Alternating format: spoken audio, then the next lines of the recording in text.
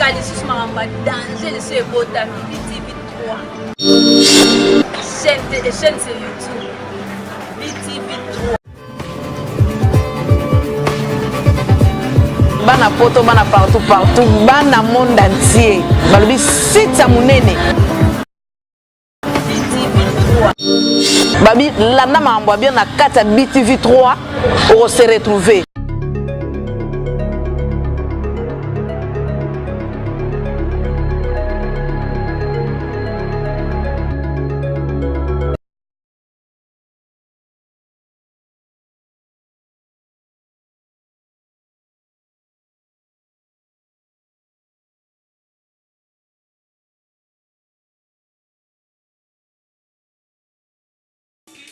Tous les jours, il faut aller mon autre, il faut aller à ma fille. Allez mon autre, surtout quand la mine est à la baille, on a la chef, je vais la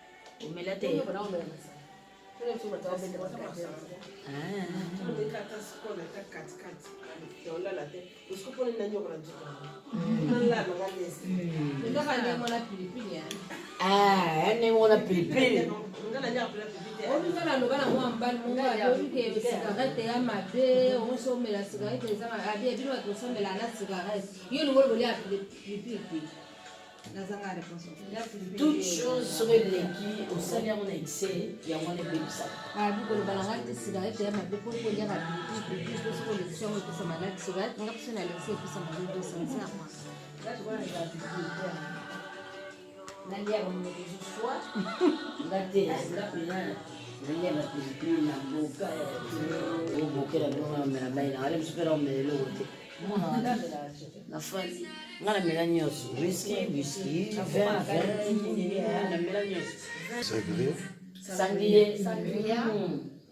Là, on a écouté de la dame, mais on a caca. Là, où tu as Portugal, bien Angola. Portugal. Sanglier, ça va. Mathéus, mais vin qui tourne Mathéus. C'est là où ça, hein? On l'a mis. On l'a mis.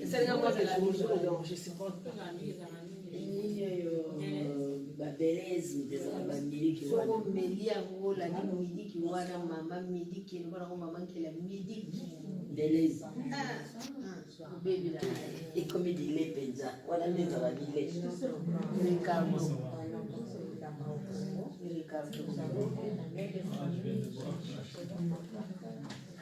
Pour la comment moi il va couler à dit bébé dit bébé soka parola nini même Stéphanie kama Stéphanie elle était claire de moi faut aussi c'est l'âge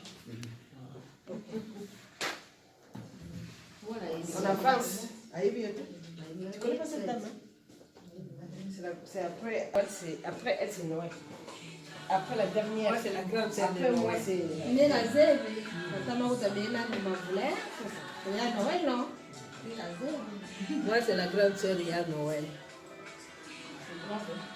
yani mbala na sana ya Noël mitala na sana na sotaan sauf na baangalia basi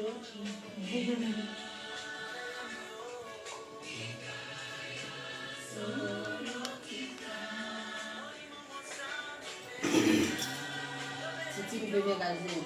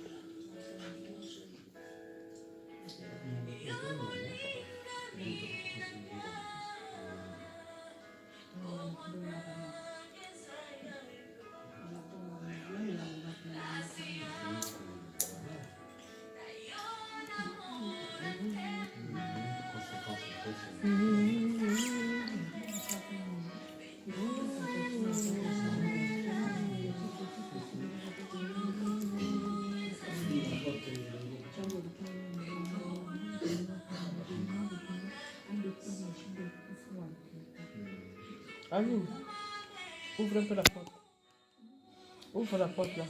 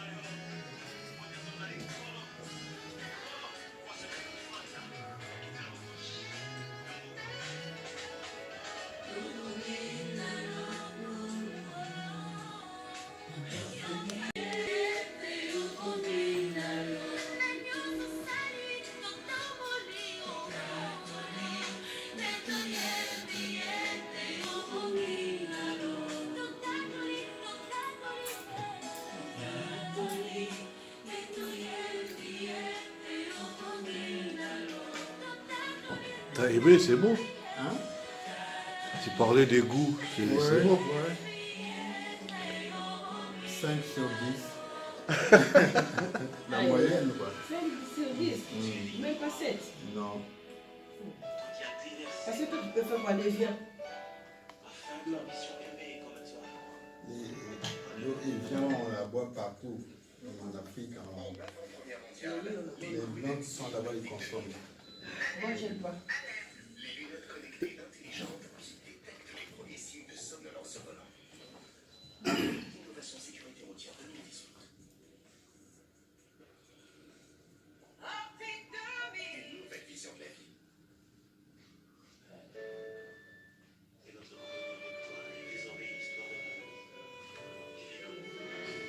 Donc, tu préfères prendre des rivières parce que c'est ça.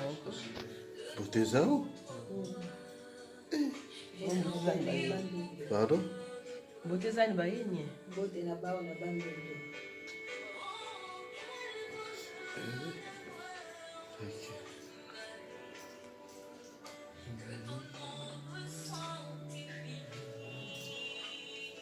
Loba.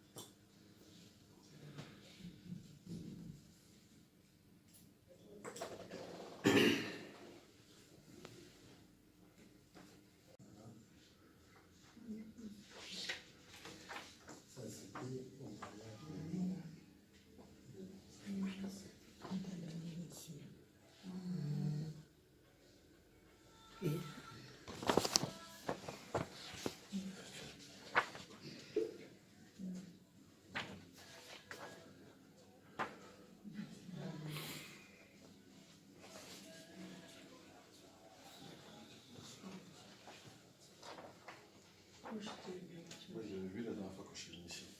Hein? La dernière fois que je suis venu ici, il y avait la moitié. L'autre, tu fais passer la petite. Ouais.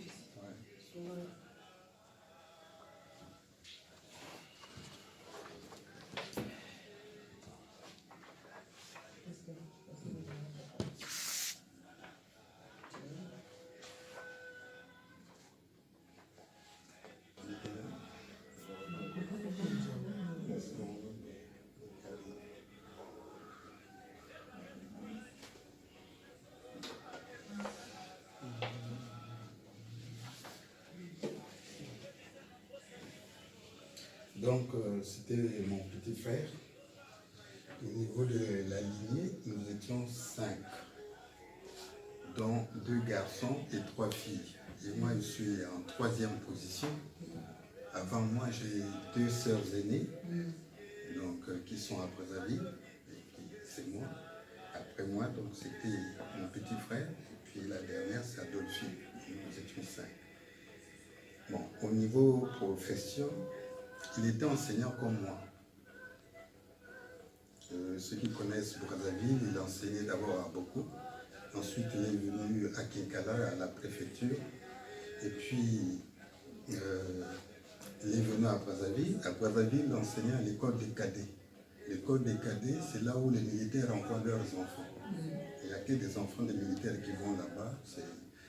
C'est un collège et puis un lycée. Collège, lycée, mais lui, il enseignait au collège. Et c'est à partir de là qu'il a pris sa retraite. Donc, il nous a laissé une veuve et 8 enfants, dont 5 filles et 3 garçons. Ils sont tous à Brazzaville. La maladie avait commencé aux environs de février, si je ne me trompe pas. Bon. Mais au niveau de Brazzaville, il y a des cliniques qui fleurissent partout. On l'a amené que dans des petites structures là. On l'a amené vraiment, malgré les recommandations qu'on donnait ici. Mais on passait par des petites cliniques qui, au dernier moment, quand la maladie s'est accentuée, on l'a amené donc au CHU de Brazzaville. Et le CHU de Brazzaville, c'est un hôpital qui était construit depuis les années 50, vers les années 50. C'était un grand hôpital à l'époque. Cet hôpital concernait 5 États à l'époque, quand c'était encore des colonies françaises. Donc les Gabonais, les Camerounais, les Sénégalais, les Tchadiens et la République centrafricaine a envoyé leurs malades, les évacués. Parce que Brazzaville était la capitale de l'Afrique équatoriale française, qui regroupait 5 États, donc la République centrafricaine, le Tchad, le Cameroun, le Gabon et le Congo. Le Congo, la Brazzaville était la capitale. Donc c'est pour cela qu'on avait construit cet hôpital. En tout cas, à l'époque, c'était bien. Il y a un bâtiment à 5 étages et puis un autre de 3 étages relié par un couloir. Bon, là où il y avait les 3 étages, c'était pour les fonctionnaires. Moi-même, je suis passé par là en 1974, quand mon fils là était né. Moi, je suis rentré là-bas, j'avais ce qu'on appelle l'ictère, communément la fièvre jaune. J'avais passé 15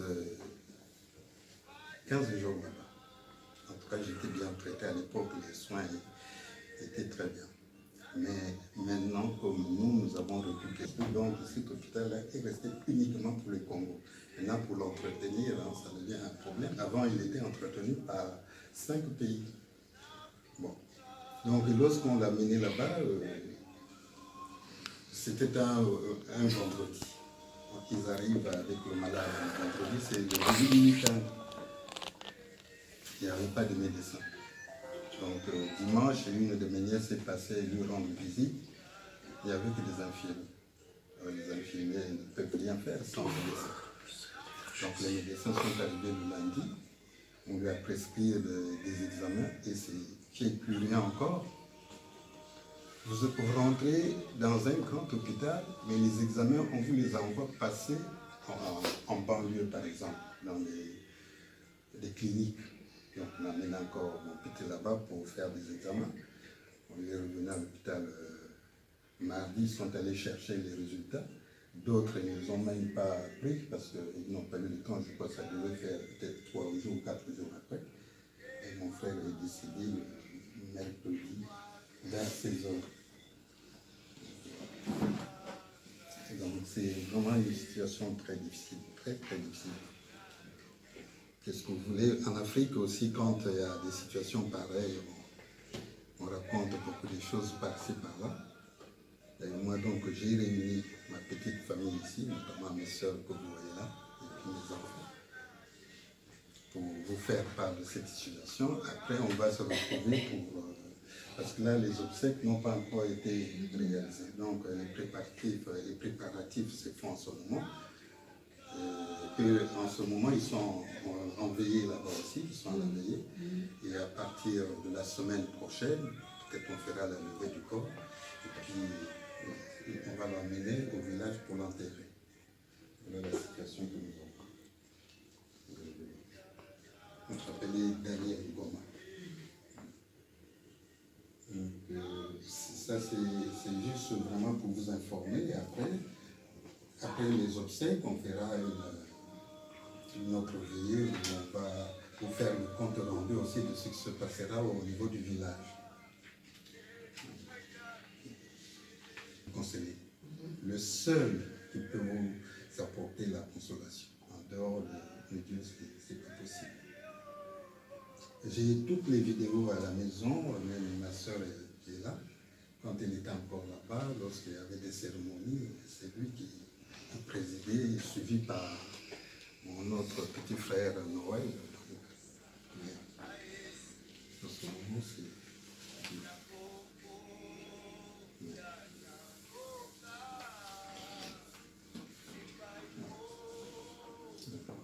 Je dirais donc un grand merci de venir nous assister, parce que c'est très encourageant aussi quand on est dans cette situation. Si on est seul, c'est pas évident. C'est pas évident.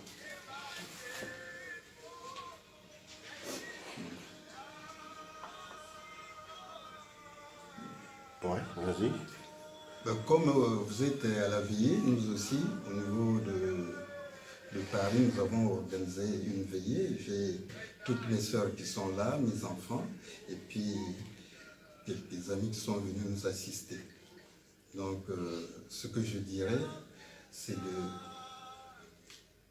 de ne pas se chamailler, parce que quand il y a ce genre de problèmes au sein de la famille, ça provoque des divisions. Donc, je n'aimerais pas voir ces divisions-là. Accompagnons mon petit frère dans la dignité à sa dernière demeure. Donc, soyez unis jusqu'à ses obsèques. Donc, nous attendons de vous aussi, de votre côté, le compte rendu de ce qui se passera au niveau du village. Pour le moment, en tout cas, c'est tout ce que je peux vous souhaiter. Rester en bonne entente. Et il faut parler aux enfants de nous suivre. Nous ne les abandonnerons pas, ce sont les enfants. Moi, la seule richesse que mon petit frère m'a laissée, ce sont ces enfants-là. Je vais m'occuper d'eux, je vais toujours être en communication avec eux. Donc, c'est ma richesse. Donc, qu'ils soient autour de nous, qu'ils nous écoutent, et puis nous serons toujours avec eux. Voilà. Pour son enterrement, comme j'ai décidé, mon petit frère Daniel Ngoma, il sera enterré à Moulinda. Cette décision est irrévocable. Il sera enterré là-bas. Notre père a été enterré là-bas. Donc lui aussi, il doit être enterré là-bas. Il y a des structures adéquates pour organiser cette cérémonie.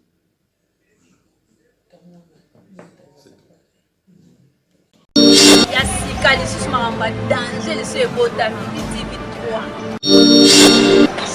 Chaîne sur YouTube. BTV3. Bana poto, bana partout, bana monde entier. Balobi sita munene. BTV3. Babi, landa mambo bien na kata BTV3, on se retrouver.